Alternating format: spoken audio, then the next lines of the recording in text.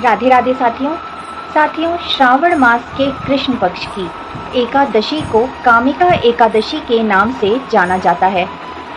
कामिका एकादशी का व्रत रखने वाले मनुष्यों को सांसारिक सुखों की प्राप्ति होती है।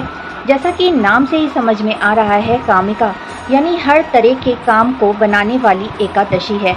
जो भी आपके बिगड़े काम हों या रुके हुए कार्यों के लिए इस एकादशी का व्रत बहुत ही महत्वपूर्ण माना गया है।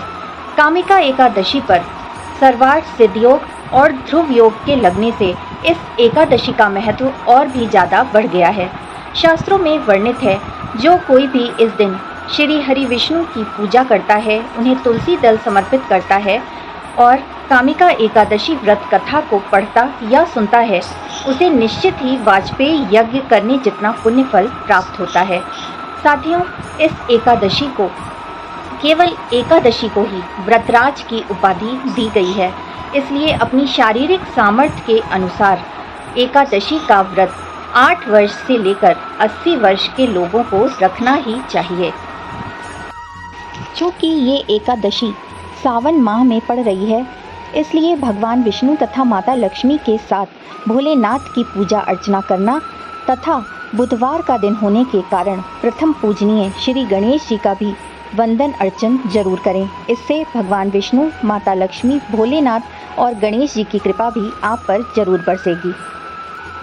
एकादशी तिथि प्रारंभ हो रही है 30 जुलाई की शाम 4:44 से और इसका समापन होगा 31 जुलाई 2024 दिन बुधवार को दोपहर 3:55 पर।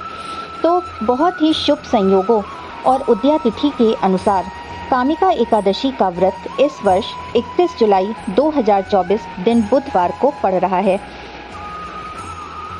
व्रत वाले दिन पूजा का शुभ मुहूर्त है सुबह 5:32 से 7:23 के बीच। तो साथियों, फलाहार या निराहार से इस महान एकादशी का व्रत अवश्य ही करें। इसका उपवास रखने मात्र से ही साधक को शुभ फलों की प्राप्ति होती है और अंत में मोक्ष भी जरूर मिलता है। ब्रह्म मुहूर्त का समय स्नान के लिए सर्वोत्तम माना गया है।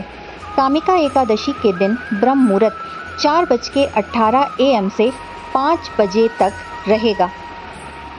व्रत वाले दिन सूर्योदय 5:42 AM पर होगा।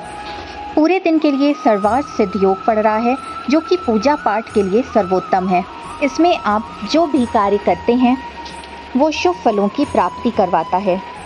प्रातःकाल इस दिन ध्रुव योग 2:44 PM तक है। व्रत वाले दिन रोहिणी नक्षत्र सुबह 10:12 AM तक का है। अब साथियों, व्रत पारण का समय भी नोट कर लीजिए, जो कि 1 अगस्त 2024 दिन गुरुवार को पड़ेगा।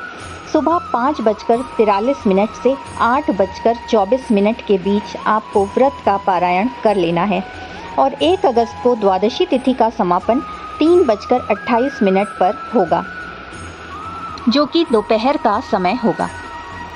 आइए साथियों, एकादशी व्रत नियमों की चर्चा कर लेते हैं। जैसा कि आपको पता ही है, एकादशी व्रत 3 दिन का अनुष्ठान होता है, यानी ये व्रत दशमी तिथि से शुरू हो जाता है। दशमी को आपको केवल सात्विक आहार ही ग्रहण करना है और रात्रि का भोजन सूर्यास्त से पहले कर लेना है और सूर्यास्त के बाद आप फलाहार ले सकते हैं। फिर अगले दिन यानी एकादशी तिथि के दिन ब्रह्म मुहूर्त में उठकर स्नान करें। फिर नहाने के पानी में ही गंगा जल और काले तिल आदि डालकर स्नान करें। साफ सुथरे वस्त्र पहनकर पूजा की तैयारी करें और मुख्य द्वार पर हल्दी कुमकुम से स्वास्तिक बना लें। पूरे घर में गंगा जल के छींटे जरूर दें और साथ ही प्रभु के किसी भी मंत्र का जाप करते रहें। फिर प्रेम भाव से अपने प्रभु को उठाकर प्रभु को स्नान कराएं। पंचामृत से स्नान कराएं। अगर वो ना संभव हो सके तो शुद्ध जल में ही काले तिल, इत्र, चंदन, पुष्प और गंगा जल मिलाकर प्रभु को स्नान कराएं। प्रभु का बढ़िया सुंदर श्रृंगार व हो सके तो पीली पोशाक धारण कराएं, क्योंकि श्री हरि पीतांबरधारी हैं। फिर प्रभु को धूप, दीप, तुलसी दल, फल आदि अर्पित करें। साथ ही कामिका एकादशी व्रत कथा का पठन या श्रवण जरूर करें। जो लोग व्रत नहीं रख सकते वो कम से कम एकादशी की पूजा और एकादशी व्रत कथा को जरूर ही पढ़ा या सुना करें।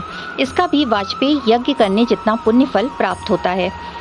पूरा दिन पॉजिटिव रहें और किसी भी तरह की हिंसा, लड़ाई झगड़ा आदि ना करें, क्योंकि इससे व्रत का फल बहुत ही कम हो जाता है। पूरा दिन प्रभु के पवित्र नामों का जाप उठते बैठते आते जाते करते रहें साथियों। यही तो हमारी संपत्ति है जो हमारे साथ जानी है।